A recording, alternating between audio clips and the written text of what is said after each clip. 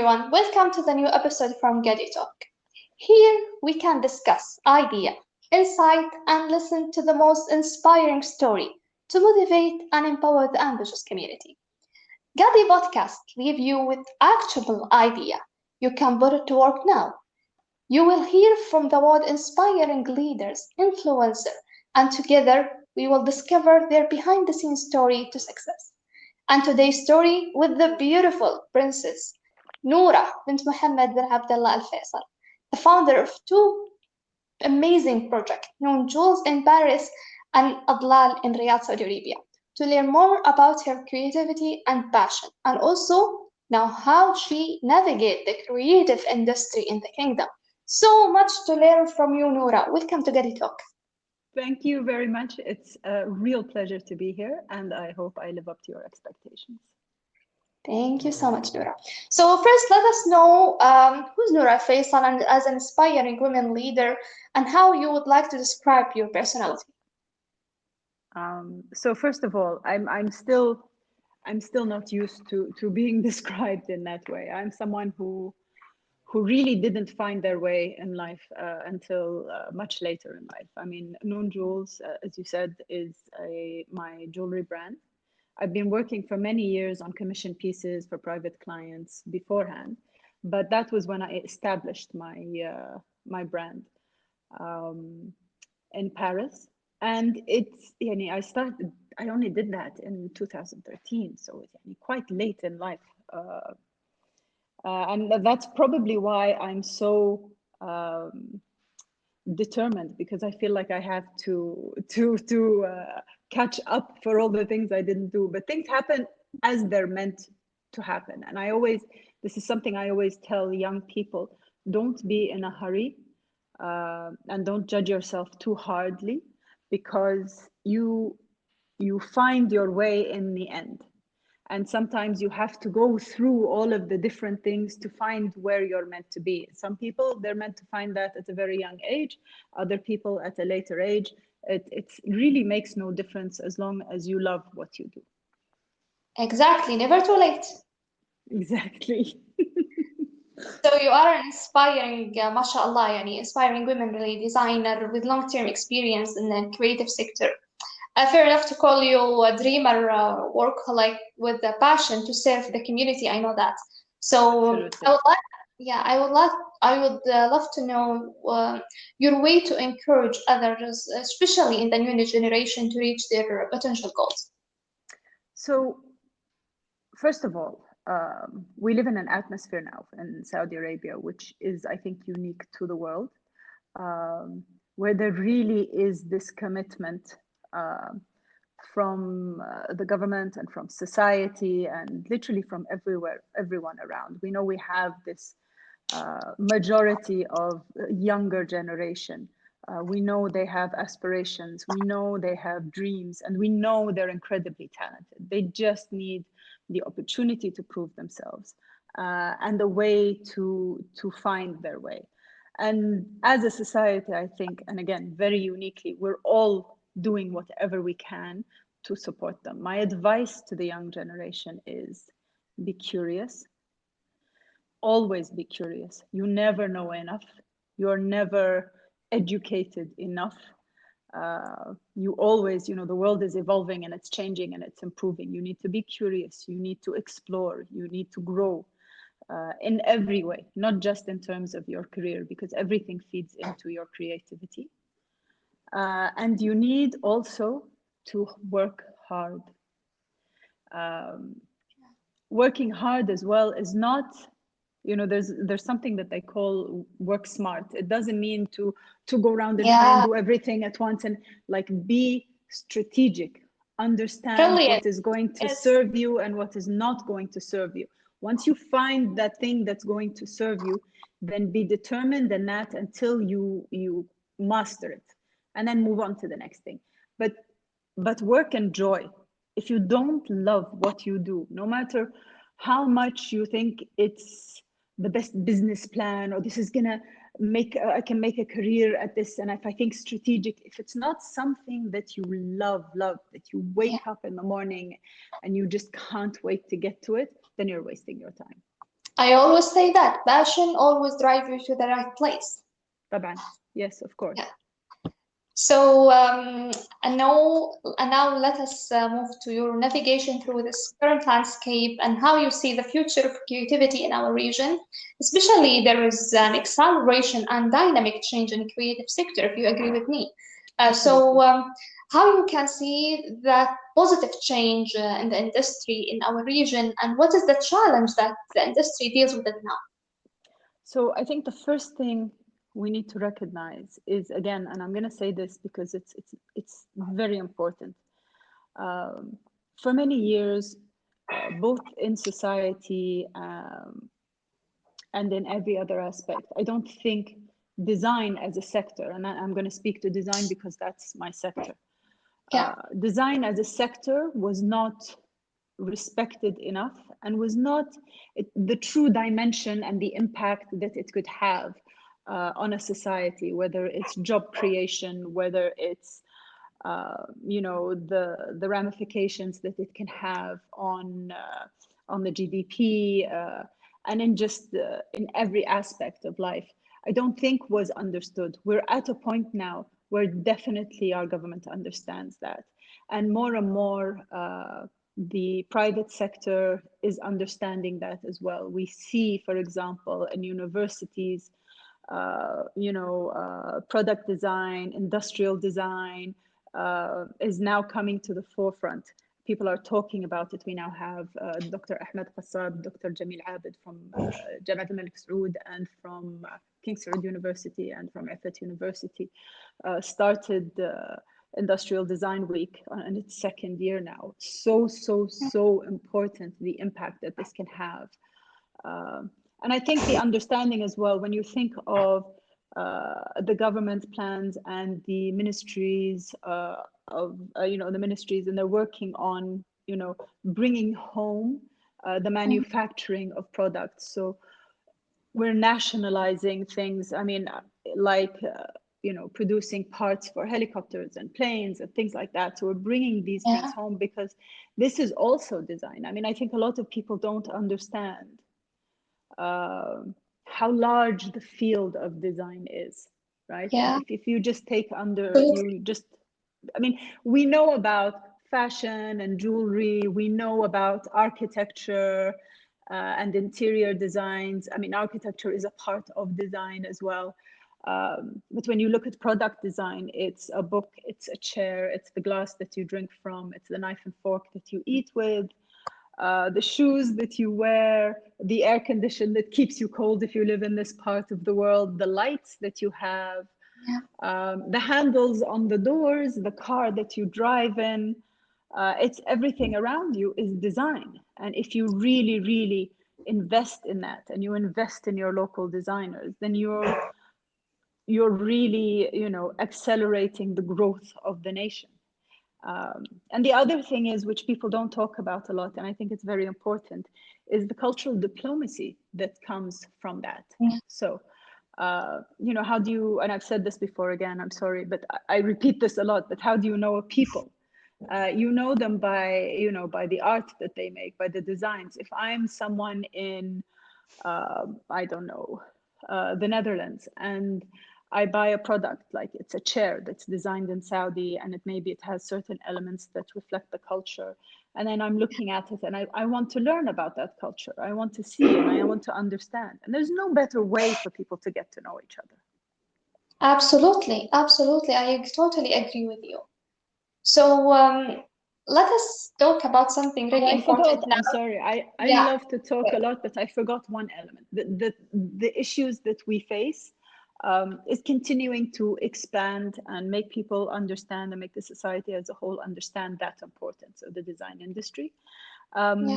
Connecting students before graduation at universities, connecting them directly with the private sector, the manufacturers, really explaining to the private sector, the manufacturers, why they need product designers, what these people, what they do, and how they, this is something that has to happen immediately. And many universities have already started.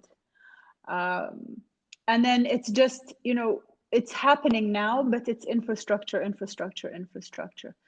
creating those opportunities to manufacture everything locally. I mean, now the Ministry of Culture, through the Commission for Architecture and Design, has started the Made in Saudi campaign, which is amazing. The Commission for has done the 100 brands of Saudi. I mean, there are all these people, both governmental and in the private sector, working hard to eradicate all the problems that we do have. So it's, even when you look at the problems, you can be very, very optimistic. Yeah, I love it. I love it. I love it so much.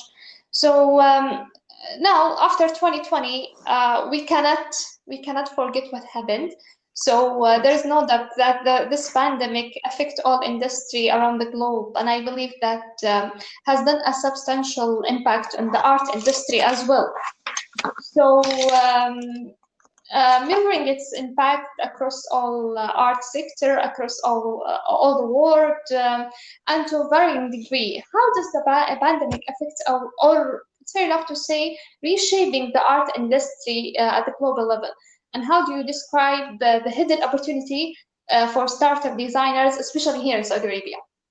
So first of all, the pandemic, apart from the obvious effects it's had on the world, whether it comes, to the loss of life and to just the general fear and what it's done to different societies, is obviously something that we hope gets under control soon, and is something that is on its way out. In terms of how it's affected, and I won't limit this just to the design sector, but businesses in general, what's happened is it's taught us that the businesses that have been able to pivot and change, who have adapted quickly, are the ones that survived. So this thing that they say, adapt or die, was very, very much so. So unless you were able to really, really, really understand the situation and completely become digital, to understand, one of the things that, for example, in my terms, and a lot of the fashion industries and a lot of it emphasized the importance of local manufacturing, because borders closed. So we need to elevate the manufacturing, whether it's fashion, whether it's whatever it is, the manufacturing capabilities, so that we don't, la qaddar Allah, let's hope this never happens again, but if anything happens, pandemic or otherwise, that production flow does not stop because borders close.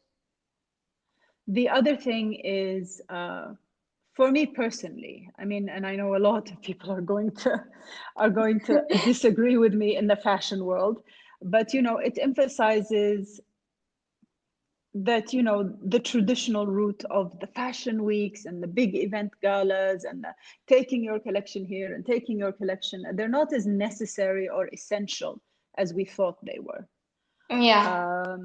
So e-sales, marketing, having a different way of presenting things, social media, these are all very viable ways to start a business, and they're very friendly to startups. It's instead of having to, if you're a fashion designer, having to travel to Paris and to Italy and to I don't know where you manufacture, I don't know where, and that cost, and the cost to the environment as well. If we're starting to think about sustainability, and we're starting to think about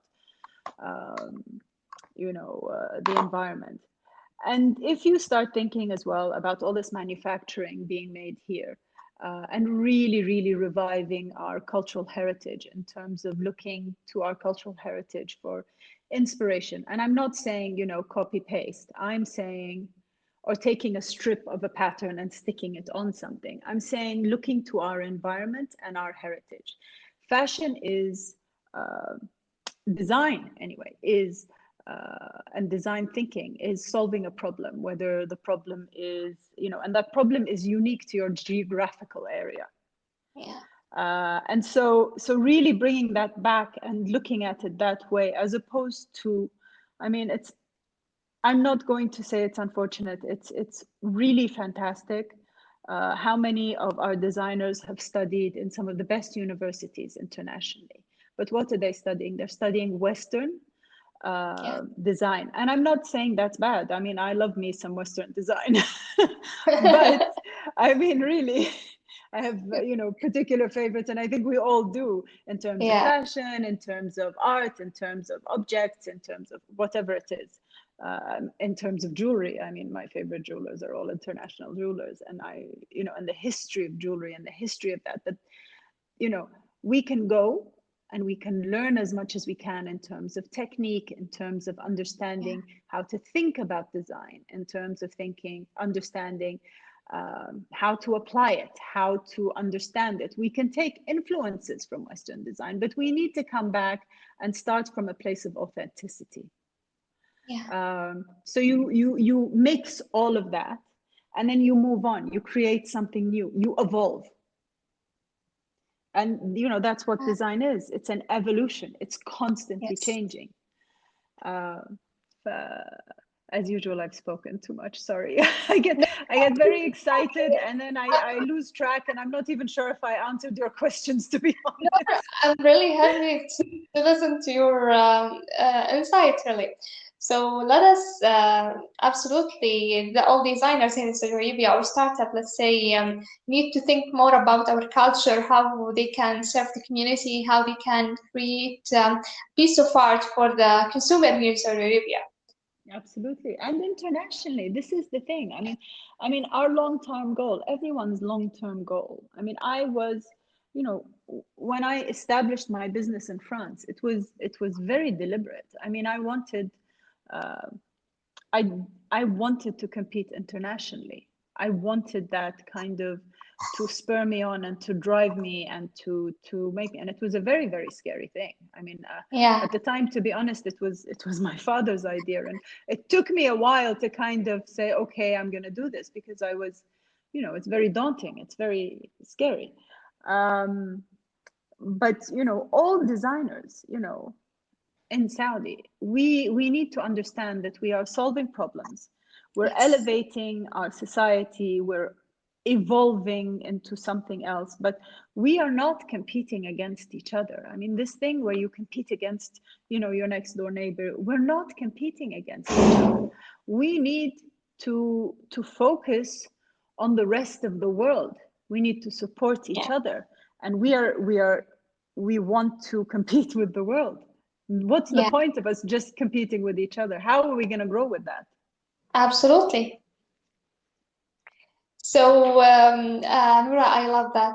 I know that you love to empower the emerging Saudi designer, and I believe that you frequently receive that different question from designer about how we can start a new line, how we can find the ideal opportunity, how we can manage the price, all of that stuff.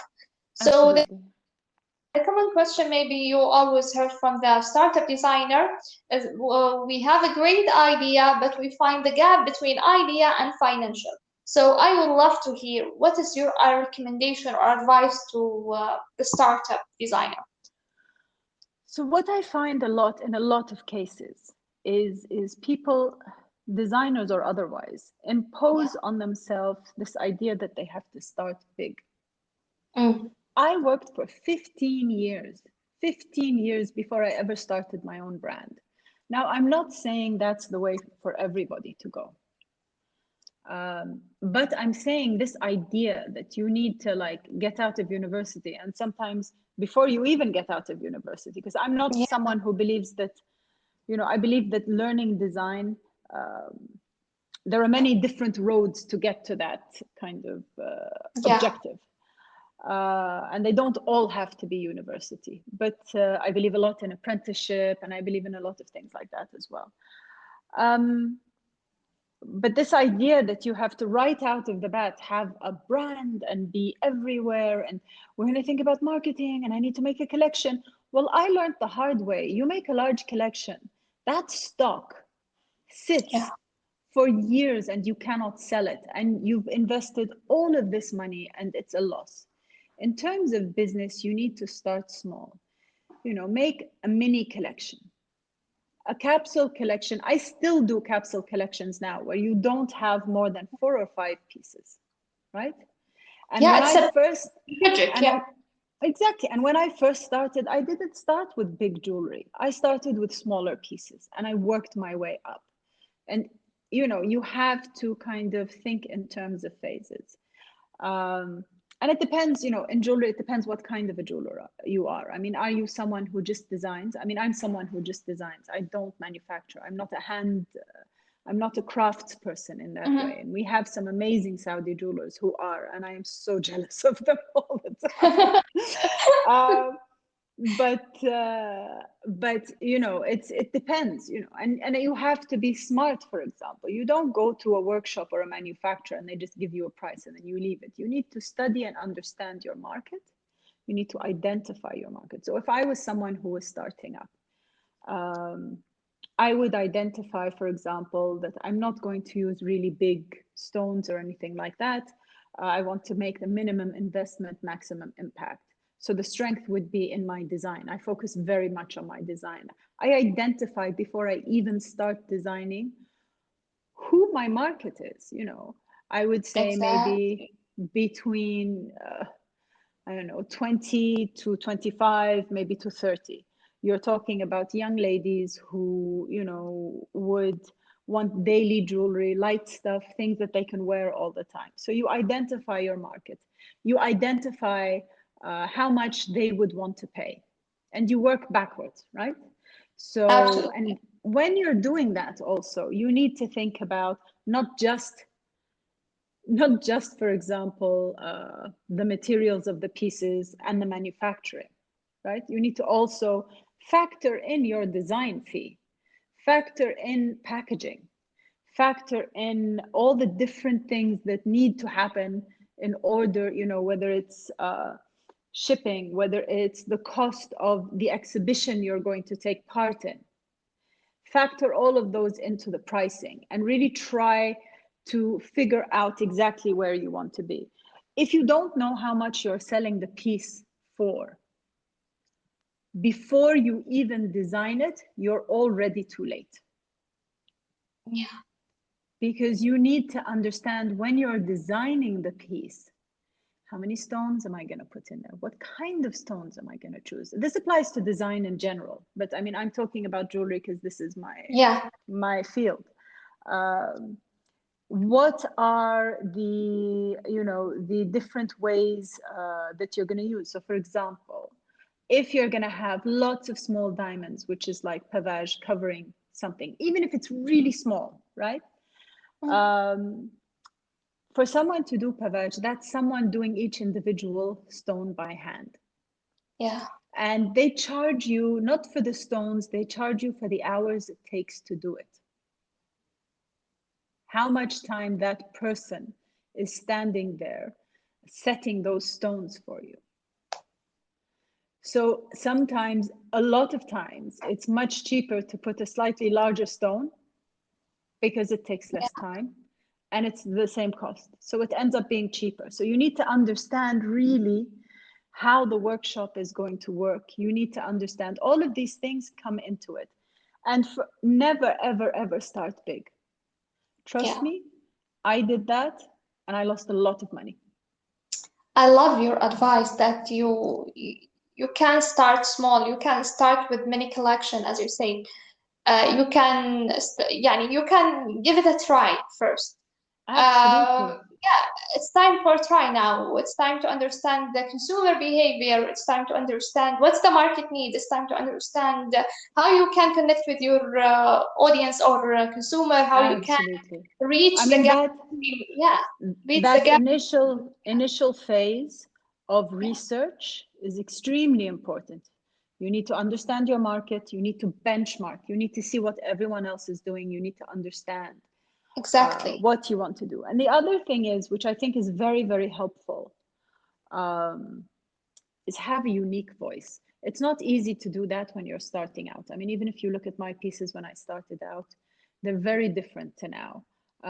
because I was heavily influenced by the European market and what traditional jewelry, shall we say, traditional Mm. European Western jewelry looked like. Yeah. And so it took a while to find my voice. It takes a while. I mean, for any designer, it takes a while to find their voice. And their voice is continuously changing, right? It's always evolving. But look inside for your inspiration. Don't look at other people's jewelry. Yeah. I mean, I make a point when I go to the large exhibitions, I only go to the section where they sell the gemstones. I Mm. never go and look at the jewelry because you don't want to absorb too much, and naturally it happens. I mean, you can look at it, I'm not saying, but you need to be very careful that you're not, I'm not going to say copying, because even with the best intentions, I mean, there are people who just copy other people's designs, and I won't go into that. But with the Sometimes best in, ideas. yeah. But Yeah. try and find, look inside yourself, look into your experiences for your inspiration. Once you find your unique voice, it immediately, trust me, people will start copying you. Yeah. So Absolutely. what I always say to young designers whenever I see them, right? You need to add to the conversation. You don't need to repeat what everyone else is doing. You need to add to the conversation, because overall the whole conversation will then move forward. Yeah. Absolutely. Sometimes you have to be the first. Listen, if I could always be the first, that would be fantastic. You are. Believe me, you are. So, dear Noura, I know that we can talk for hours and hours about this wonderful industry and about this amazing subject. So, by the end, what is your advice again to other business leader now? To other business leaders, Yes. I would say you have a duty. You must look to the local environment and invest your time and your effort in this generation. They are the future, and we are obligated to do whatever we can to give them whatever they need. The world is changing so very fast. There are so many difficulties. They face difficulties we could never imagine. We don't even understand how different it is for them. And we need to do everything in our power to empower them. Absolutely brilliant. So thank you so much, dear Noura, for this wonderful and amazing conversation. I Thank really you. appreciate that. Thank you so much. Thank you, Ghadi. It was absolutely, the pleasure was all mine. Thank you so much. Take care, dear. You too. فَمَانِ اللَّهِ. مع السلامة.